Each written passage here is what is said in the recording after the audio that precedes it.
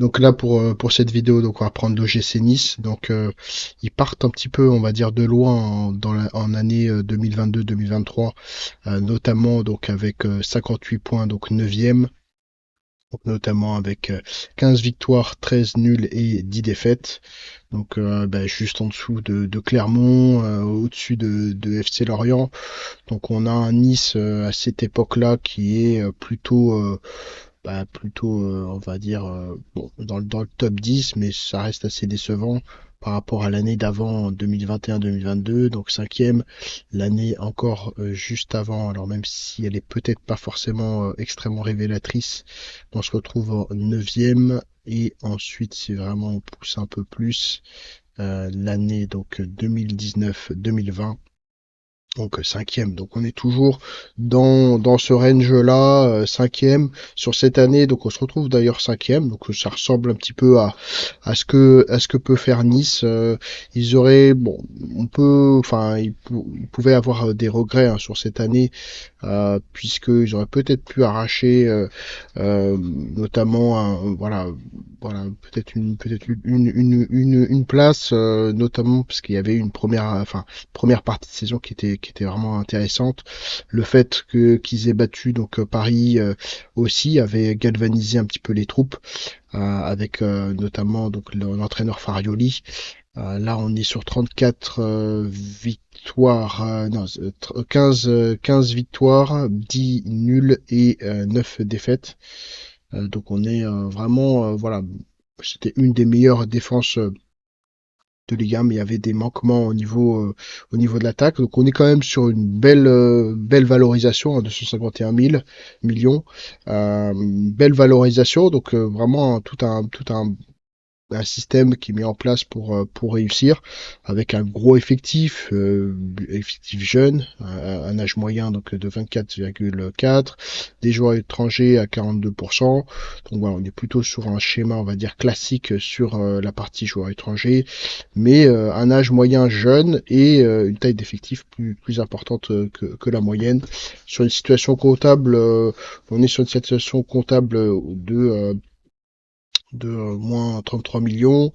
Euh, voilà, notamment parce qu'il y a des petits départs en Delors, de Casper Dolberg, qui sont compensés, on va dire, d'une certaine façon par des arrivées importantes.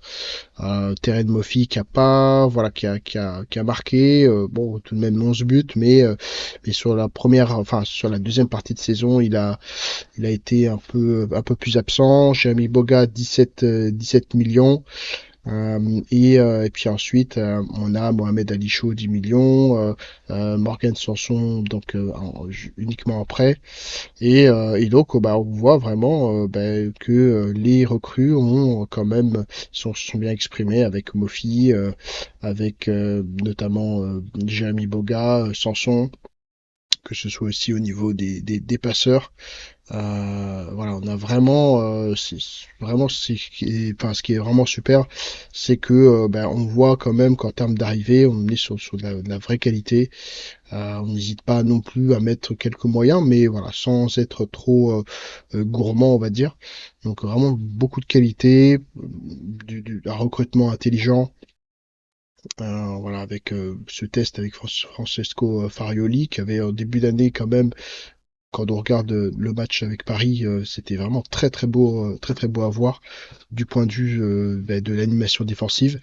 Malheureusement, entre guillemets, il y a eu quand même un repos sur les acquis, peut-être un excès de confiance aussi sur la partie, on va dire défensive, avec beaucoup moins de courses. On pourrait peut-être regarder bon la partie plus statistique spécifique, mais bon, il y avait un manque, voilà, d'aller pousser, d'aller chercher d'un point de vue physique, et c'est ce qui leur a coûté un certain nombre de places.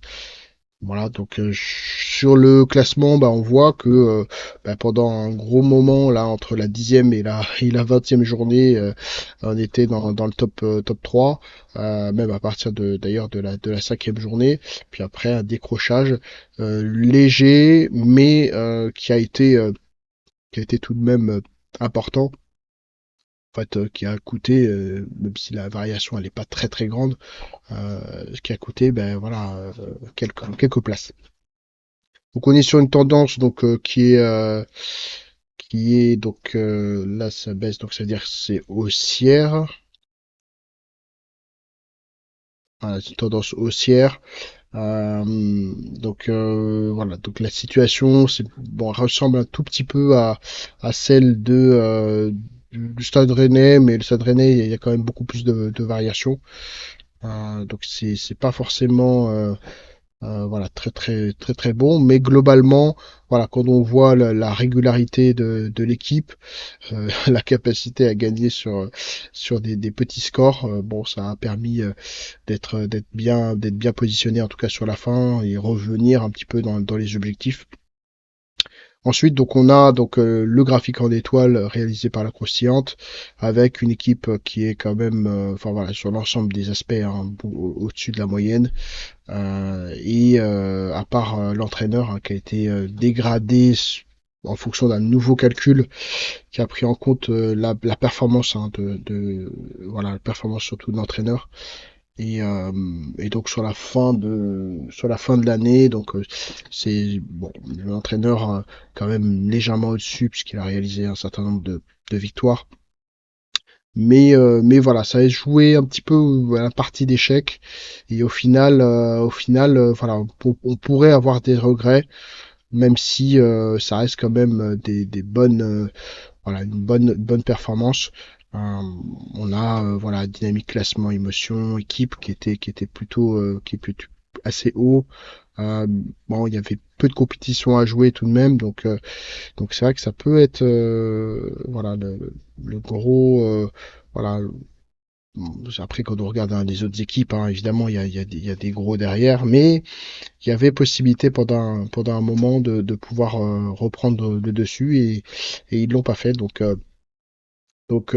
voilà, c'est plutôt le résultat quand même voilà, c'est un goût, enfin un résultat à demi-teinte, même si voilà, il y a quand même des objectifs qui sont atteints et l'OGC Nice met vraiment du temps, euh, la, la direction met vraiment beaucoup de temps à construire les choses, à réaliser des objectifs atteignables, enfin mettre des objectifs atteignables et ce qui fait que, euh, que enfin, il laisse le temps faire.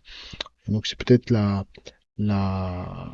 une des, euh, une des leçons, hein, en tout cas de cette année, avec une équipe qui est plutôt, qui est de bonne facture et qui va bah, continuer encore à progresser pour les années qui viennent. Et c'est tout ce que l'on peut leur espérer.